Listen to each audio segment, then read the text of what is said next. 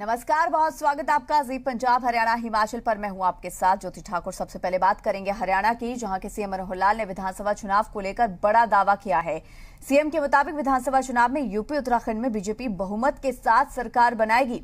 और इतना ही नहीं, सीएम ने कहा कि पंजाब में भी बीजेपी सरकार बनाने में अहम भूमिका निभाएगी। इसके अलावा सीएम मनोहर लाल ने आम बजट से एक बड़ा पैकेज हरियाणा को भी मिलने की बात कही।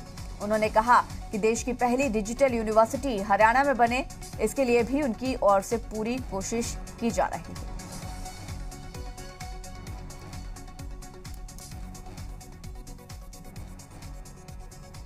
देखिए, मैं उत्तराखंड गया हूँ। उत्तर प्रदेश में भी हमारे यहाँ के हरियाणा के बहुत से नेता और कार्यकर्ता गए हुए हैं और सब तरफ से ये समाचार आ रहे हैं कि हम जो है भारतीय जनता पार्टी के नाते से दोनों प्रदेशों में तो दोबारा सरकार बनाएंगे ही। खास करके पंजाब में भी एक अच्छी, जिसको कहना चाहिए, प्रगति ऐसी होगी, उल्लेखनीय, कि आप लोगों को ध्यान में रहेगा कि भारतीय जनता पार्टी पंजाब में अपना एक मुख्य भूमिका निभाने के लिए आगे बढ़ रही है। हो सकता है कुछ लोग साथ मिल करके हमारी सरकार भी बना जाए, तो इसमें भी कोई दो बात राय नहीं। देखिए, बहुत हमको लाभ मिला।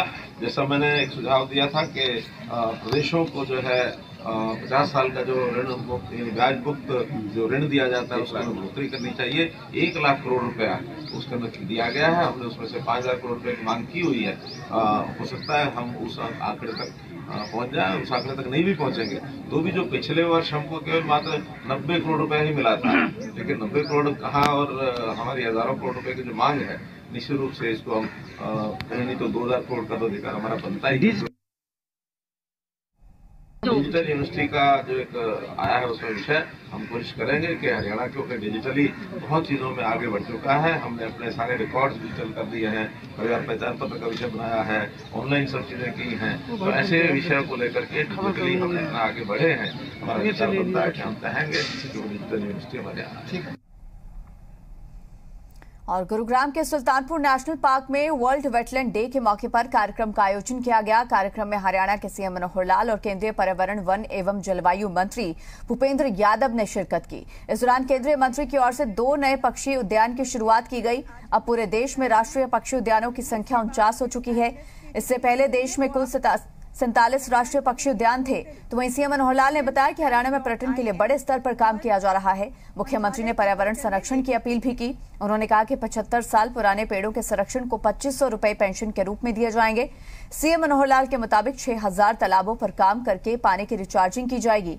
आपको बता दें कि सुल्तानपुर राष्ट्रीय उद्यान और भिंडावास वन्यजीव अभयारण्य को मई 2021 में रामसर स्थल घोषित किया गया था।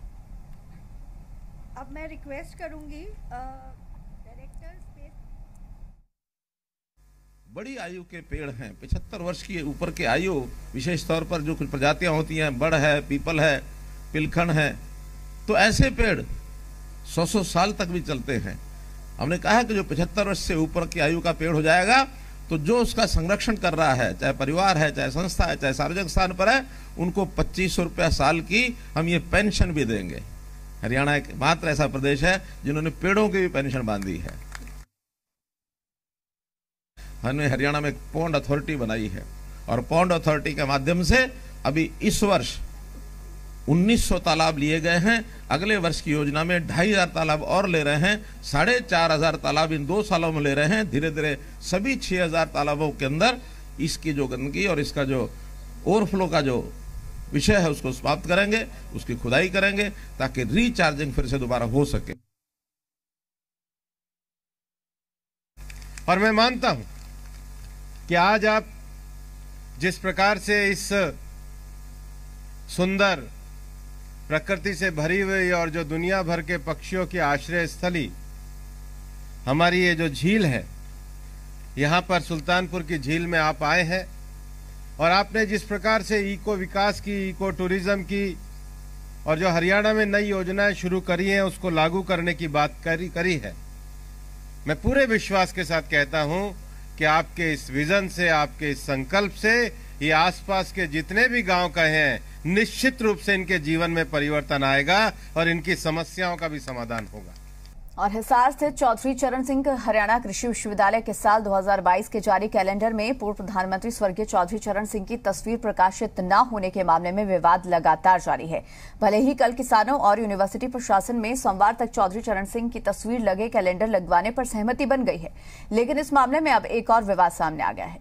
दरअसल यूनिवर्सिटी के इकोनॉमिक्स विभाग में असिस्टेंट साइंटिस्ट के पद पर कार्यरत डॉक्टर विनय महला का तबादला हिसार HAU से पानीपत करना विवादों में आ गया है। तर्क है कि डॉक्टर विनय ने ही कैलेंडर पर से चौधरी चरण सिंह की तस्वीर हटाए जाने का मुद्दा सबसे पहले उठाया था, जिसके बाद उनका यहां से तबादला कर दिया गया। हालांकि इस मामले में सच्चाई कितनी है ये तो बाद की बात है, लेकिन HAU के मीडिया एडवाइजर संदीप आर्या का तर्क है कि डॉक्टर विनय का पहले ही तबादला हो चुका था।